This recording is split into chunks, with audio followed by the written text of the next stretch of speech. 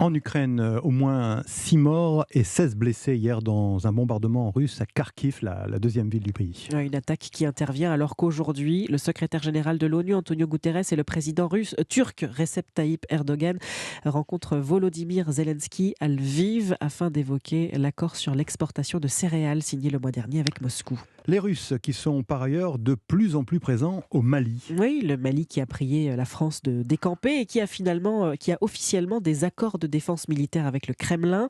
Dans l'ombre, cependant, 1 millier de mercenaires du groupe paramilitaire Wagner sont aussi sur place et ils n'ont pas tardé à s'installer à Gao, William Molinier. Les Français, à peine partis, voilà que les Russes prennent leur quartier. À en croire les casques bleus allemands et britanniques, ce sont eux qui ont observé lundi la présence de ces supplétifs à l'aéroport de Gao.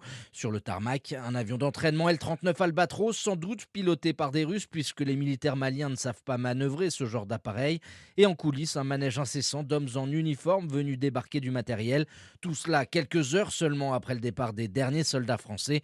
Un changement d'air historique, selon Antoine Glaser, spécialiste de l'Afrique. Il y a une présence russe qui va devenir importante, mais dans l'ensemble de la région. En ce moment, l'Afrique est en train de se mondialiser à la vitesse grand V, et c'est évident qu'à partir de là, les Russes peuvent installer tout ce qu'ils veulent sur la base de Gao, peut-être pour surveiller toute la région. Officiellement, l'état-major français ne confirme pas la présence de Wagner à Gao. Nous n'y sommes plus depuis lundi. Comment pourrait-on le savoir, feinte un haut gradé? Mais c'est un secret de polichinelle. Si la force Barkhane n'interviendra plus directement sur le territoire malien, le renseignement militaire français ne va pas abandonner sa surveillance, ne serait-ce que pour détecter d'éventuels déplacements de groupes terroristes vers les pays côtiers, voire le Niger, où l'armée française s'est repliée pour poursuivre sa traque des djihadistes du Sahel. William Molinier.